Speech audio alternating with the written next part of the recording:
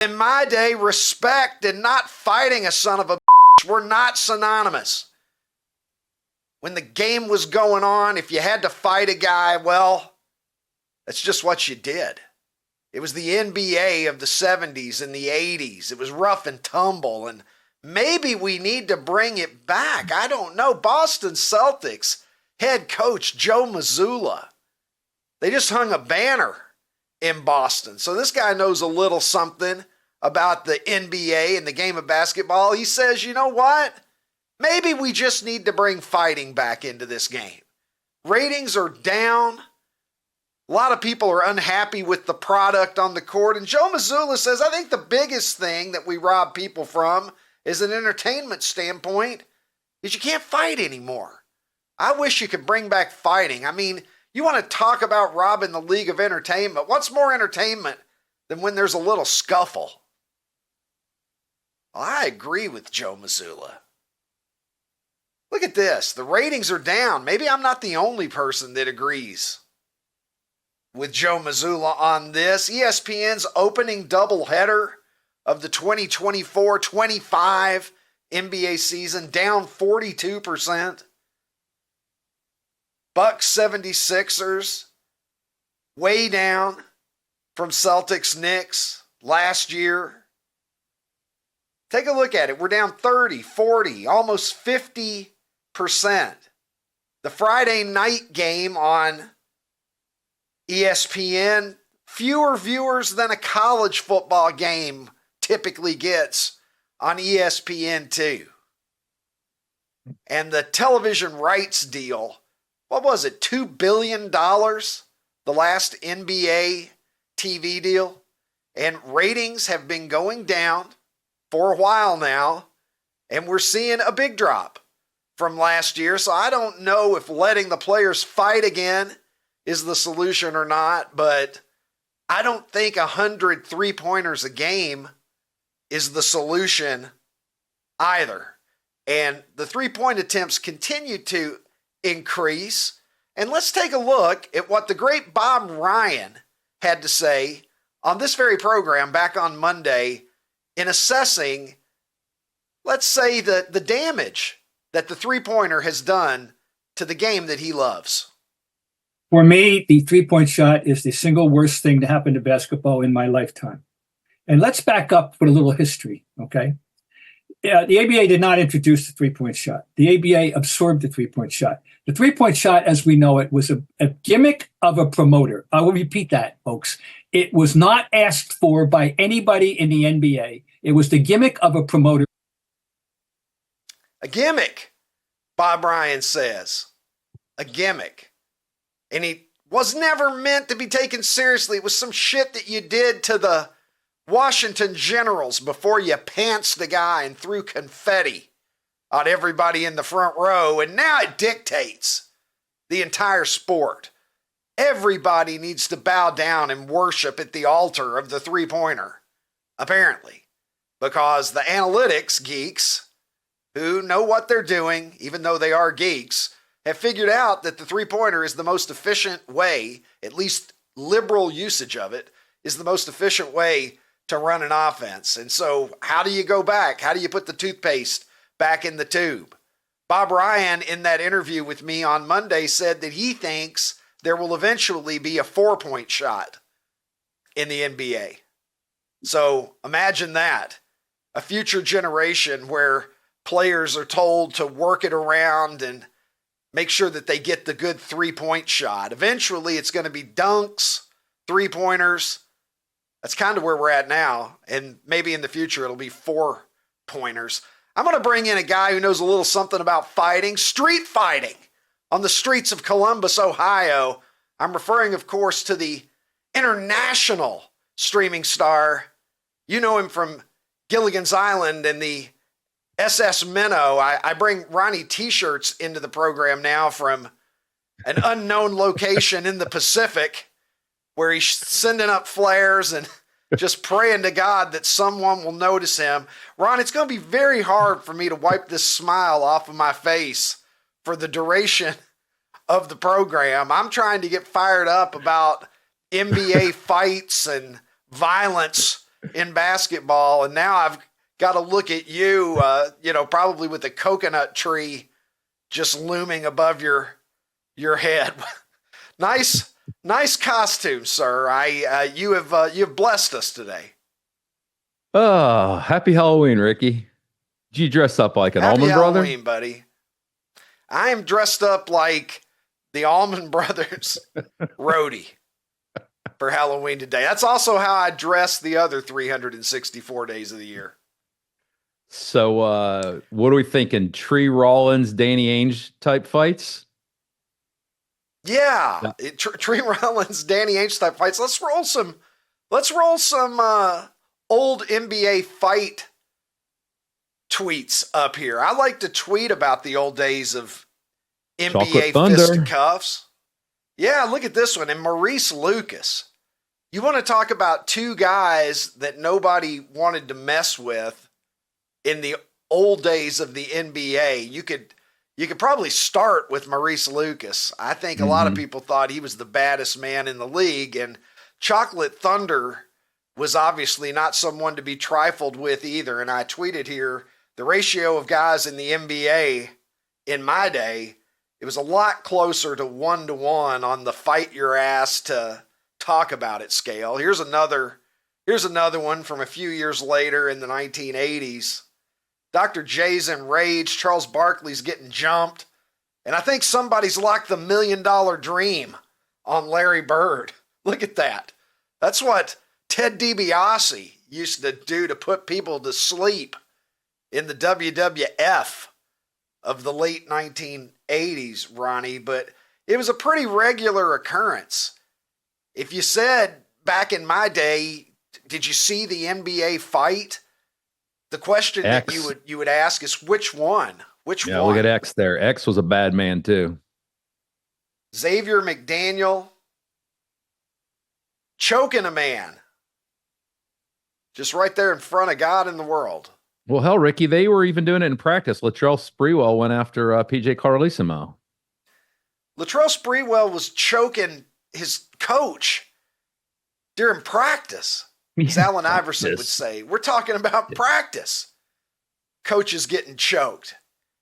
It's a different world, Ron. Nothing's tough anymore. I posted a tweet day or two ago with Thurman Munson. It might have been yesterday morning. Thurman Munson attempting to break up a double play. And as you know, back in the day, guys would go out of the baseline a little bit.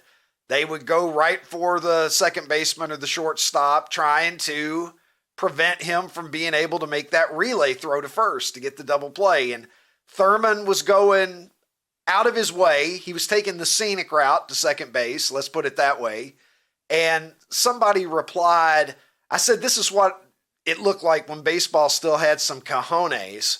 And some guy replied and said, well, it doesn't take cojones to try to deliberately injure someone.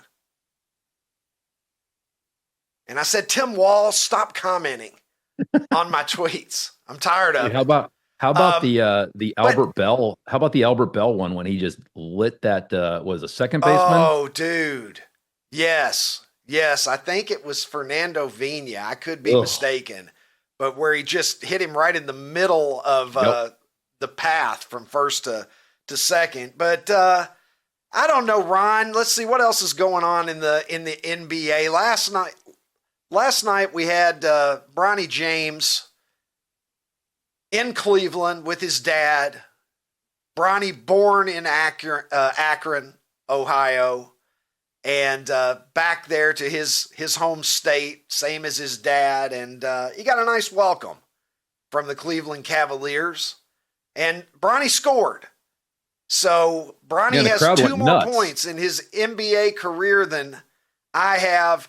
He and his dad now officially the all-time leading scoring father-son duo, surpassing Del Curry and Steph Curry. All Bronny had to do was make one basket, and he has succeeded in doing that. Is it too soon for me to kill the beauty of this moment by saying I'm not sure how many more baskets he's going to make during his career? No, I think we can. I think though we can separate the coolness of what this was individually for LeBron and Bronny and and the James family and understand that it is super cool. I mean, the Cavs fans went nuts when he made that basket. And then we have the other side of it, which is like, well, this is kind of silly. He's not that good. But I think we can appreciate that any of us given the opportunity to have this kind of moment, who would say no? Everybody's rooting for him like he's their own kid. I remember when I used to go to my oldest daughter's basketball games when she was in Little League, and you just pray that she would score. Yep. Maybe, I think her career high scoring game was 4, and I took her to Red Robin afterwards to celebrate. It was fries. She hung a 4 on somebody. Yeah, bottomless fries when you make 2 field goals in the Cobb family. And I feel like the fans in Cleveland were cheering for this kid. It's like, oh, he's out there, poor little guy. We're pulling for you, buddy. And he scored a basket, which excited everyone. I'm excited right now, Ron, to go to the poll of the day over at Super 70 Sports on X. Yeah, that's right. It's America's poll of the day. And here are your options today, Ron. You are choosing between 4 things that I believe are good, as always. And the first option is clean sheets. Clean sheets. It's never a bad feeling when you hop into bed and you got a nice freshly made bed with clean sheets. I think most of us are fans of that.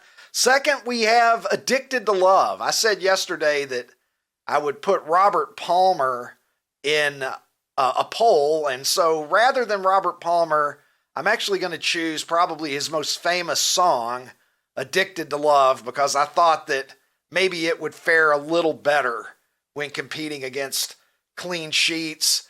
Wile E. Coyote, who happens to be arguably my favorite Looney Tunes character.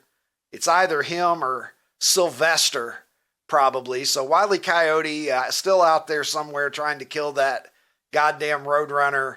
And then the last option there. What is the last option, Ron? Dairy Queen. I'm having technical difficulties on Dairy my Queen. laptop. Dairy Queen. Dairy Queen. There you go. The Dairy Queen. A nice place to go after your Little League game. After you won a Little League game, or if your coach was just a really nice guy, maybe the team would get to go there even after you lost. So, Ronnie, as always, break it down for me. What gets your vote, and how do you assess where the public opinion is going to fall on this one? All right. Real quick, I listened to Landslide yesterday. I absolutely know that song. I just didn't know it was called Landslide. So, well, I feel a little bit better about you now. Yeah, I was wondering how Landslide could have escaped you as a 58-year-old man. Totally know the song. And yeah, so clean sheets. Everybody likes them. Addicted to Love. Wile E. Coyote. I mean, the dude just kept trying, so I love his perseverance. Dairy Queen. I mean, that was my vote because there's not much better than a Butterfinger Blizzard, or for that matter, the very simple soft serve dipped in chocolate when it hardens, that candy shell. So I'm going Dairy Queen. I think Dairy Queen's going to win. Brings back memories for your crowd too. I think clean sheets are going to win. And I'm going out on a limb there a little bit, Ron. I realize I could be completely mistaken, but our audience likes creature comforts, so I'm going to ride with that. I'm voting for Wile E. Coyote, goddammit. And producer Tim is with me on this. Ron, I can't read the all right. I can't read the results. All right. I'll do it. So all right. Tell me. Clean sheets. Number 1, 34.6. Number 2 is Wile E. Coyote, 32.3. Dairy Queen with a respectable 25.8%. It just changed. And the lowest of anything we've ever had, Addicted to Love, 7.2%. Wow, that is the worst that anything has ever performed. Maybe I would have been better off going with Robert Palmer. I thought everybody loved Addicted to Love. You might as well face it, Ron. You're I mean, addicted to love. I love love, but I'm not addicted to it. Well, Robert Palmer loved in a way that you can scarcely comprehend, Gilligan. How are how Um, are uh, how are the girls on the island looking today, buddy? I don't think Ginger made herself up today, so I don't think Ginger's going to be making an appearance. I asked her if she wanted to, but she said that putting makeup on for a 30-second appearance wasn't worth it to her. So there's not going to be any Ginger Well, today. Oh, there we well, go. good. Oh, look There at she that. is. Oh, look at that. There you go. Gilligan. There's Gilligan was Ginger. having a good night there. Oh, look Was at that Ginger. before or after you performed California Love? That was before. All right. Well, obviously that gave you all the swagger that you needed, and then some. Ronnie, did you watch the baseball game last night, buddy? I know that baseball's not your favorite sport, as is well documented, but the World All right. Series we're done now, man. The Dodgers All right, came truth. back from a 5-0 deficit and closed out the New York Yankees on their home field last night, and they got a lot of help from the New York Yankees in that endeavor. Yeah, I watched, Lori and I watched the last inning because I was looking at my phone and I saw that it was a 1-run game and it was the ninth inning. And so even though I'm not a big fan of baseball, I am a big fan of championships. And so we watched that and then I consumed the rest of the game. Scott Van Pelt walked me through it after the game. So that's kind of how I consumed it last night. Well, there's a lot of talk about multiple mistakes by the Yankees, but to me, the mental mistakes are always less forgivable than physical mistakes.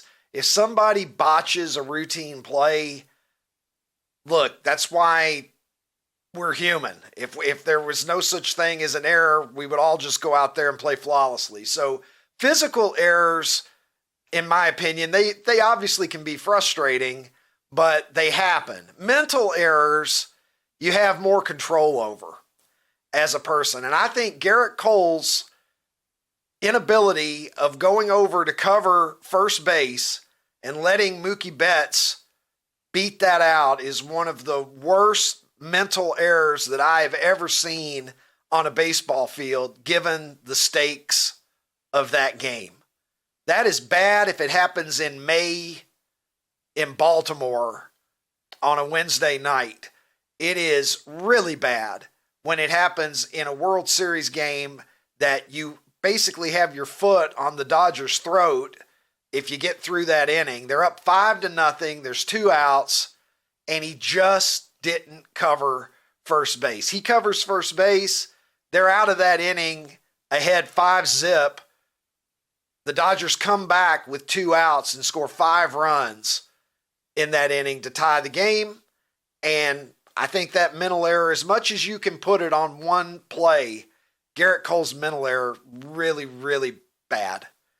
The Dodgers obviously deserve this. There's Freddie Freeman, Mr. Home Run himself. We're having all kinds of technical difficulties here. I mean, you're hearing this, I can't believe I've got to Freddie get Freeman my didn't hit a volume home run down. last It's night. ridiculous. Yeah, Freddie Freeman finally showed mercy on the New York Yankees and did not go yard, but there it is, man. The Los Angeles Dodgers are your world champions. I believe it is the 8th world championship in the history of the franchise. And good on them. Shohei Ohtani gets his ring at the conclusion of a pretty goddamn incredible year.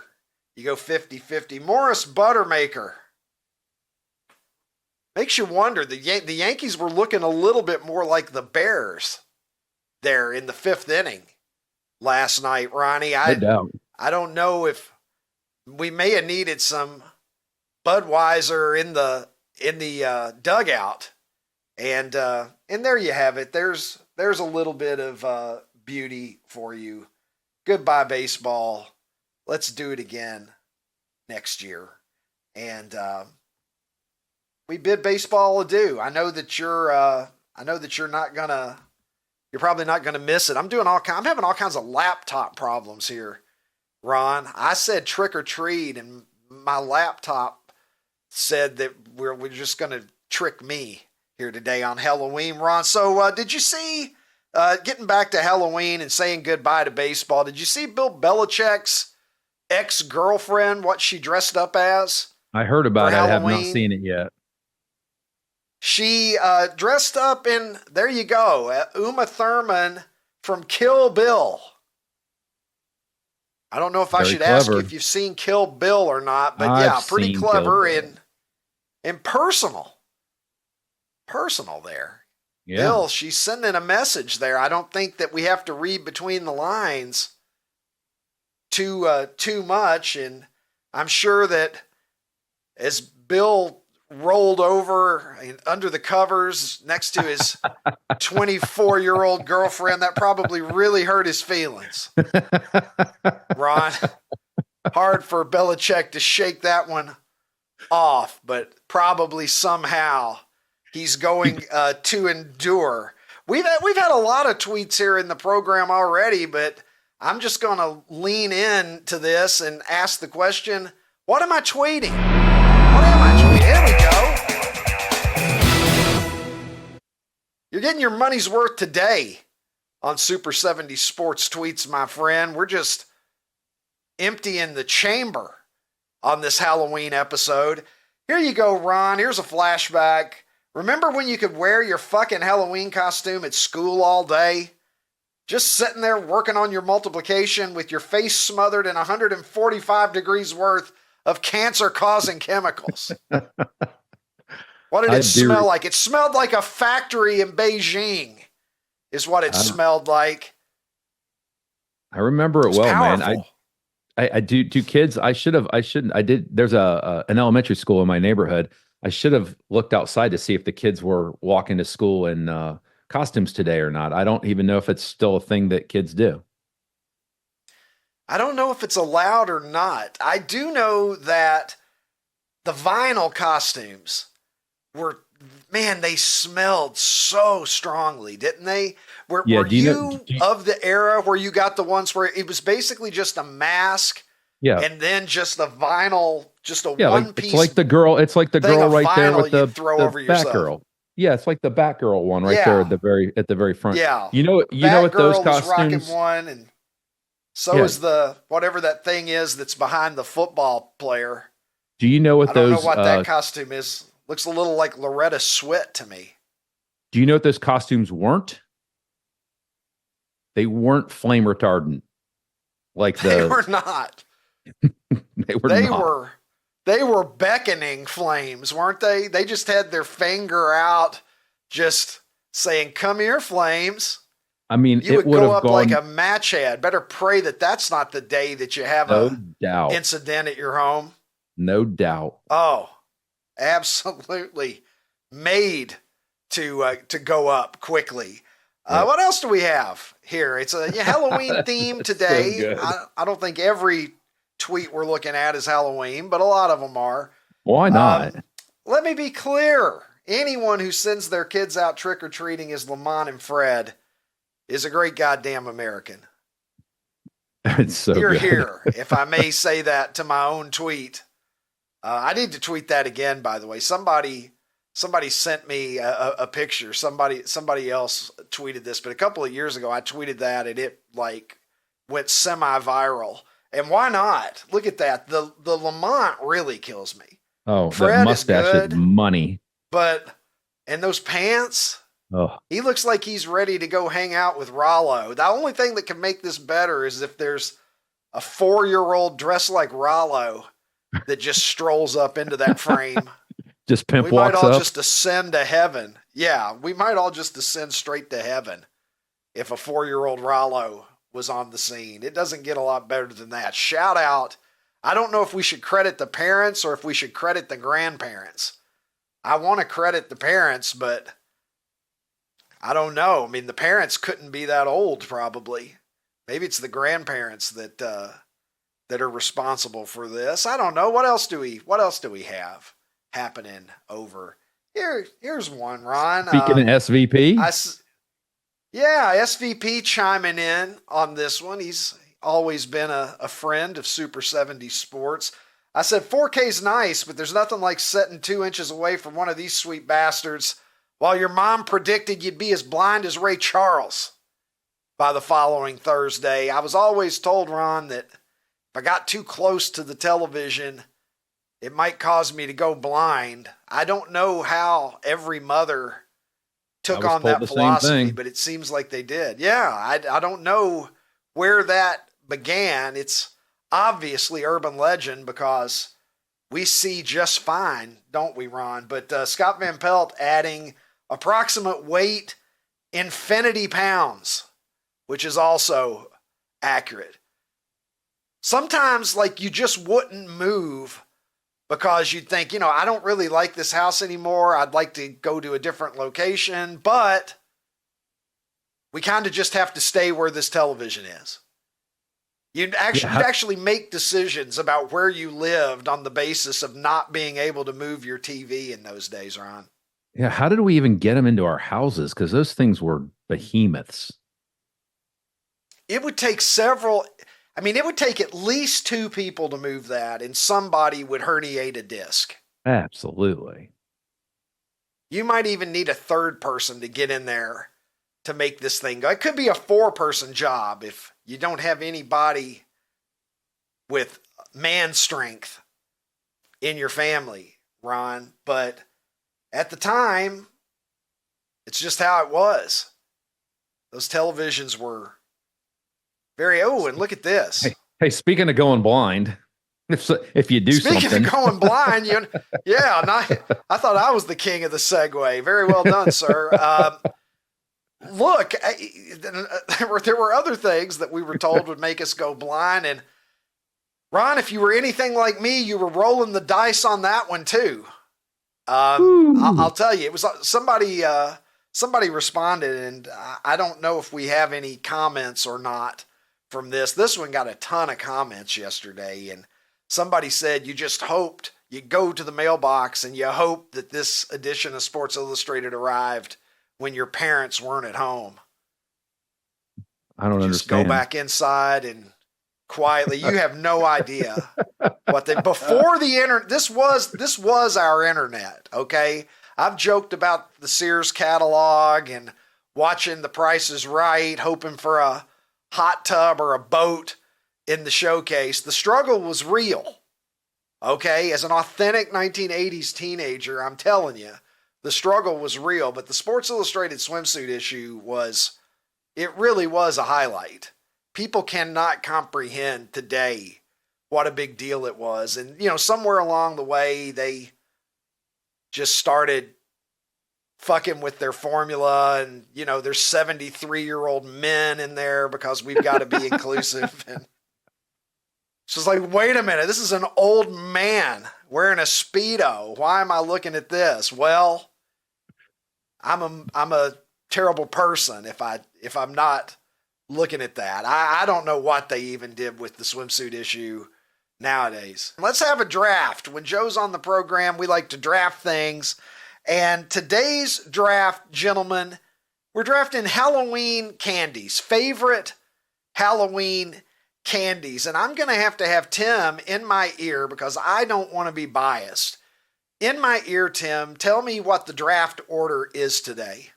Because all right, it's going to be Joe first, Ron second, me third, and Tim at the turn. I don't know if Jarrett has input today or not. I don't know if this is a producer's effort or if Tim is going to lone wolf this, but the first pick in this draft belongs to you, Joe Earnhardt. So you got every candy on the board, my friend, so have at it. Yeah, I'm looking at the list right now. I'm going to go with Reese's Peanut Butter Cup. That's a Hall of Famer right there. When Dale is in the car before a race, he loves to eat a peanut butter cup. It gets his motor running. And I'm going Reese's Peanut Butter Cup for Halloween. How do we feel about all the varieties of Reese's. Hate it. We got Go so ahead. many No, varieties. you're so wrong. No, You're so wrong. Oh, Joe, you couldn't be wronger. Wronger. Reese's Fast Break is amazing. Oh, you couldn't be wronger. They should look, have I given like another the name. big That's what I cups. say. I like the big cups with Reese's Pieces inside them. But it's getting weird. I saw some, like, I don't know if they're out now. It was obviously some limited edition thing, but they have potato chips. They're so good. They're so good. Then they should have just given it another name, Ricky. This is ridiculous. Leave America as it was. It was fine with just peanut butter cups. Give the damn things another name. I went about a year when I was a kid without eating Reese's cups because my mama, that's how you know I'm from Kentucky. I had a mama. My mama told me that they found a finger in a Reese's cup. And so there was a solid year there around second or third grade where I needlessly abstained from Reese's cups. Looking back on it, that's a year that I'll never get back, Joe. Just lost. You can't eat your way out of that. No, you have to make up for it. You have to eat double. Come on. Who's next? Well, there are times in my life when I certainly have tried. Ronnie, Reese's is off the board. I gotta feel like that is the correct number one pick in my estimation. Ron, you are picking second, not unlike the Portland Trailblazers in 1984. So are you going to take Sam Bowie or are you going to take Michael Jordan? What do we got here? For what it's worth, you didn't ask, but if you come to my house and you stand there and you don't say anything, you do not get candy. I am not soft like you, Ricky. Like I will wait those kids out. I don't care.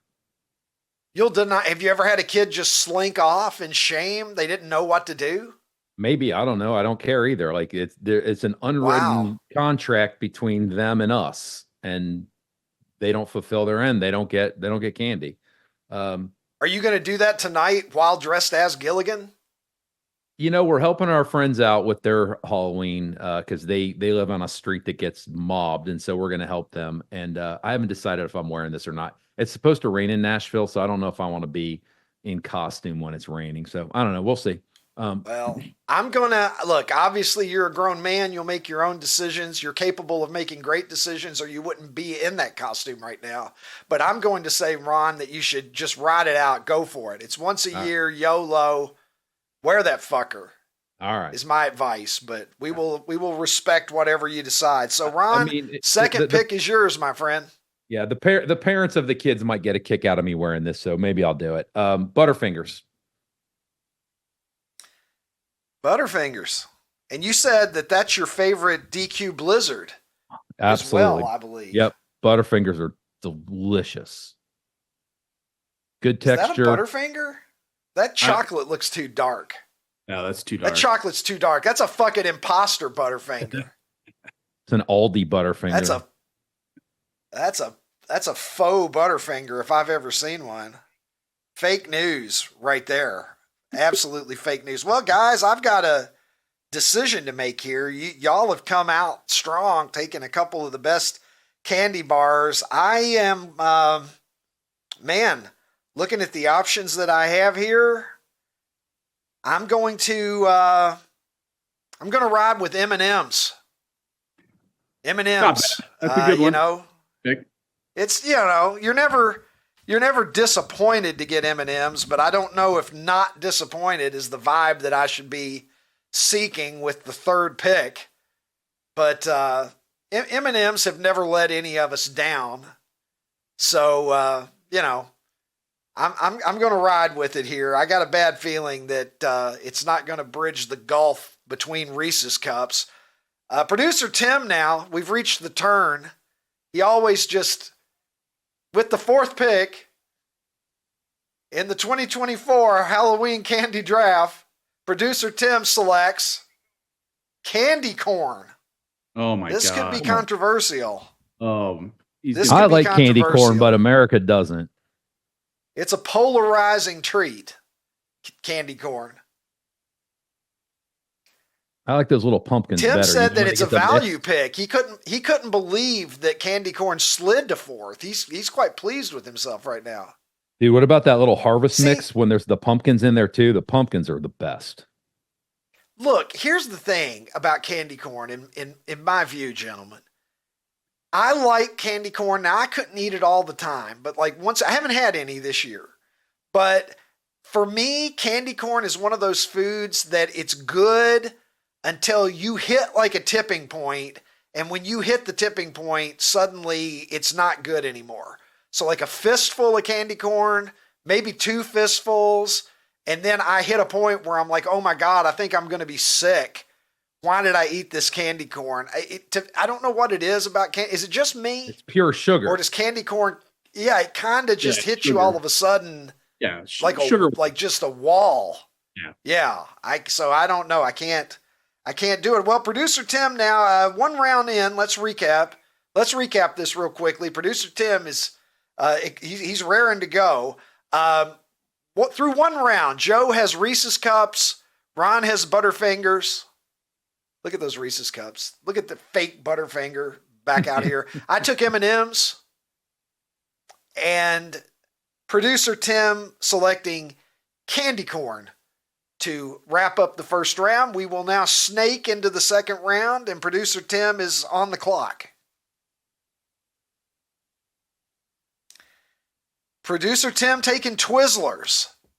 Twizzlers. Oh gosh, he just wants to lose. wow. So, in related news here, hang on. I'm being told that Tim now has type 2 diabetes. Yeah, the sugar Just level. for Got the drafting sugars? these. He's got the sugars. Yeah, I'm going to be heading down or heading up to his home later to administer an insulin shot. I have my cat's insulin in the refrigerator. It probably won't hurt Tim. I'm not a doctor, but Tim, I'll shoot you up later. He says that candy corn is going to carry the day. He's happy with himself. All right, well, I'm in the 6th spot here, and I've got to make a decision, and I'm going to take Starburst. I never have a problem with acquiring some Starburst in my Halloween bag. I mean, who am I kidding? I mean, what I do is I end up eating the stuff that my kids don't want. That's also the same philosophy that I subscribe to when going to parades. My kids run out and get stuff, and then I just end up with whatever they don't want. But I'm going to take honey. Starburst. Bit of honey. Yeah. I hope that neither one of you are going to fuck this up by drafting apples. Don't With you have raisins raisins? with A razor small box blades of in them. raisins. Don't you feel Ron. though that Ricky that the Starburst company puts in too many lemon Starbursts, and I feel like there's a real they don't give you the good ones. That's what I'm trying to say here. They dump all the lemon in there and they get rid of that at Halloween. I want red and pink. Yeah, Whatever where are those at? are.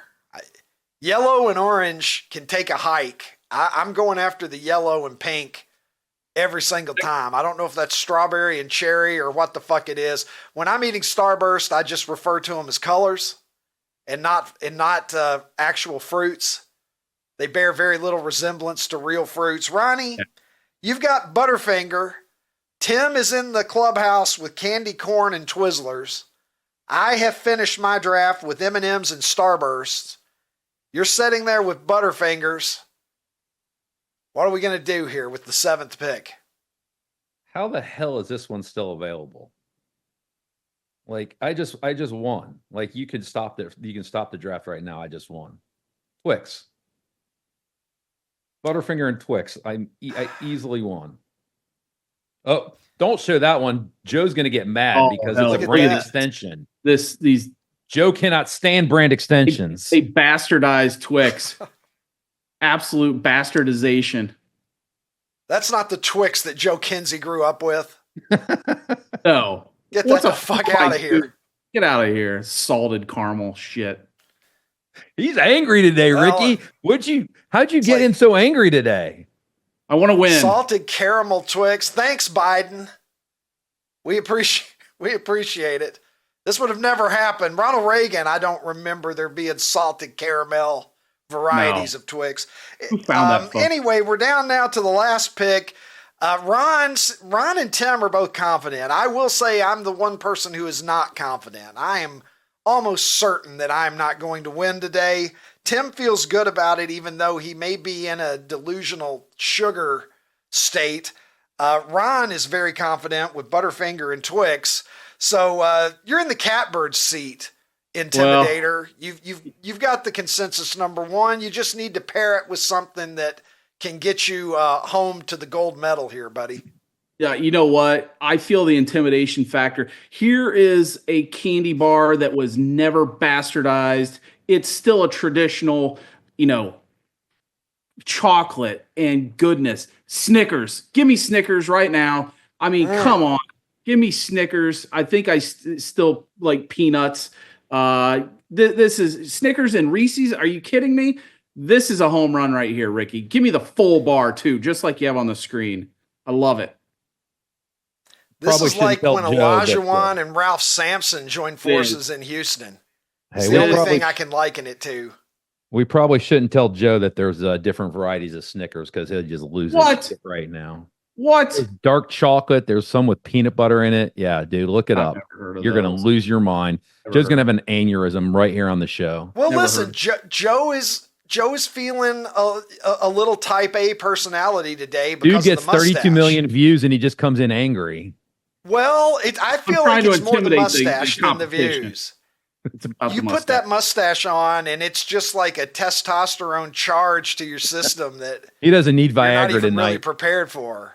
I'll run Ronnie's ass right off the road right now, Ricky. That's right. Don't drive angry, Joe. So let's see here. We're going to put that up on Super 70s. Don't forget to vote. Hey, OutKick fans on YouTube, if you enjoyed this episode, hit the subscribe button and make your way over to OutKick.com where you can watch the full episode.